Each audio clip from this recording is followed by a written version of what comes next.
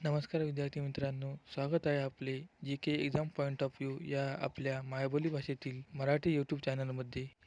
या व्हिडिओच्या माध्यमातून आपण जी के आणि जी एसच्या रिलेटेड महत्त्वाचे प्रश्न बघणार आहोत. चॅनलवर जर नवीन असाल तर व्हिडिओला लाईक करा, शेअर करा, सबस्क्राईब करा आणि बेल आयकॉनला प्रेस करा, जेणेकरून तुम्हाला नवीन व्हिडिओचे नोटिफिकेशन लवकरात लवकर मिळेल. धन्यवाद. चला तर व्हिडिओला सुरुवात करू. प्रश्न क्रमांक 1. महाराष्ट्रामध्ये पंचायत राज्याची स्थापना कधी करण्यात आली?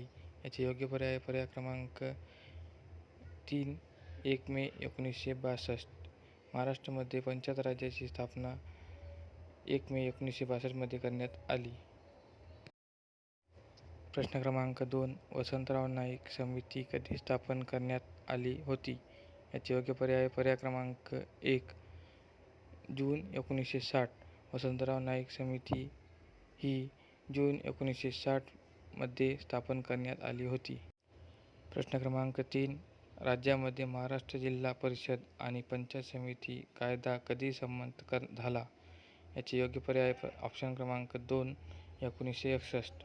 राज्यामध्ये महाराष्ट्र जिल्हा परिषद आणि पंचायत समिती कायदा हा 1961 मध्ये संमत झाला. प्रश्न क्रमांक 4. 1 मे या महाराष्ट्र दिनी खालीलपैकी कोणत्या जिल्ह्याची निर्मिती झाली नाही? याचे योग्य पर्याय ऑप्शन क्रमांक 2. लातूर.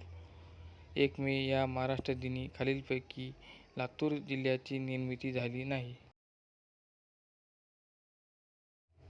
प्रश्न क्रमांक 5. पश्चिम महाराष्ट्र या प्रादेशिक विभागामध्ये एकूण जिल्ह्यांची संख्या किती आहे? याचे योग्य पर्याय पर्याय क्रमांक 3. 7. पश्चिम महाराष्ट्र या प्रादेशिक विभागामध्ये एकूण जिल्ह्याची संख्या ही 7 आहे. प्रश्न क्रमांक 6. कोकण विभागामध्ये एकूण किती महानगरपालिका आहेत? याचे योग्य पर्याय ऑप्शन क्रमांक 4. 9. कोकण विभागामध्ये एकूण 9 महानगरपालिका आहेत. प्रश्न क्रमांक 7. खालीलपैकी क्षेत्रफळाने सर्वात मोठा जिल्हा कोणता? याचे योग्य पर्याय पर्याय क्रमांक 3. अहमदनगर. खालीलपैकी क्षेत्रफळाने सर्वात मोठा जिल्हा हा अहमदनगर आहे.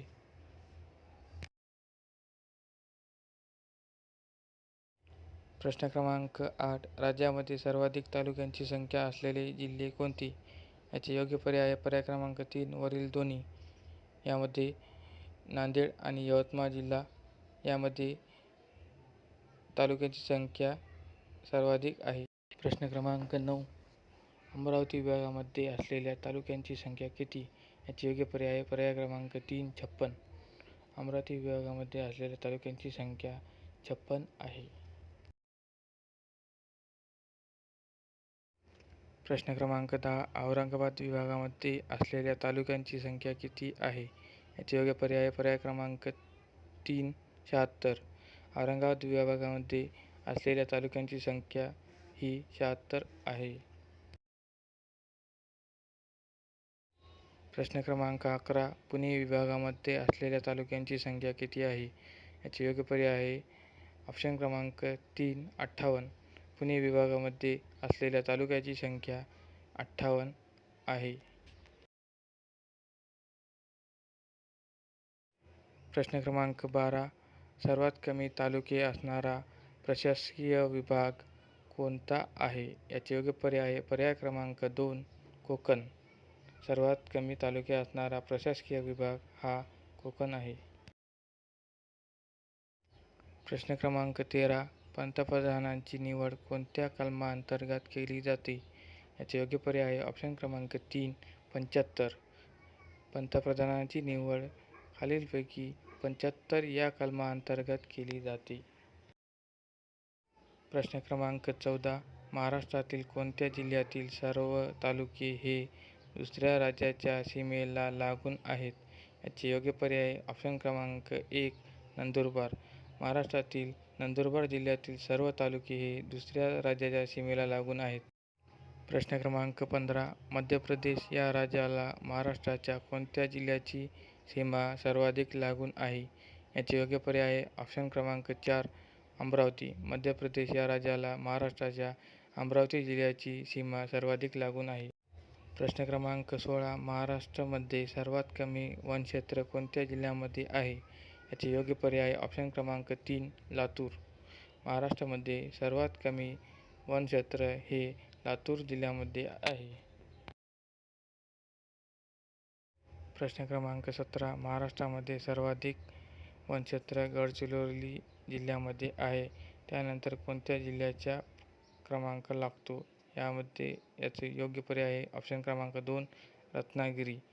महाराष्ट्रामध्ये सर्वाधिक वनक्षेत्र गडचिरोली जिल्ह्यानंतर रत्नागिरी या जिल्ह्याला क्रमांक लागतो. प्रश्न क्रमांक 18. 2011च्या जनगणनेनुसार महाराष्ट्रात कोणत्या जिल्ह्यातील लोकसंख्या कमी झाली? याचे योग्य पर्याय आहे ऑप्शन क्रमांक 4 वरील सर्व. म्हणजे मुंबई शहर, रत्नागिरी, सिंधुदुर्ग या सर्व जिल्ह्यांमध्ये लोकसंख्या ही कमी झाली आहे. प्रश्न क्रमांक 19. 2011च्या जनगणनेनुसार महाराष्ट्रात कोणत्या जिल्ह्यामध्ये दशवार्षिक वाढीचा दर सर्वाधिक होता? याचे योग्य पर्याय ऑप्शन क्रमांक 2 ठाणे. 2011च्या जनगणनेनुसार महाराष्ट्रात ठाणे जिल्ह्यामध्ये दशवार्षिक वाढीचा दर सर्वाधिक होता. प्रश्न क्रमांक 20. पंडिता रमाबाई यांनी शारदा सदनची स्थापना कोठे केली होती? याचे योग्य पर्याय आहे ऑप्शन क्रमांक 2 मुंबई. पंडिता रमाबाई यांनी शारदा सदनची स्थापना ही मुंबई येथे केली होती. प्रश्न क्रमांक 21. सावित्रीबाई फुले यांच्या जीवनावरील नाटक कोणते? याचे योग्य पर्याय ऑप्शन क्रमांक 3 सत्यशोधक. सावित्रीबाई फुले यांच्या जीवनावरील नाटक हे सत्यशोधक आहे. असेच नवनवीन व्हिडिओ बघण्यासाठी चॅनलला सबस्क्राईब करा, लाईक करा, शेअर करा.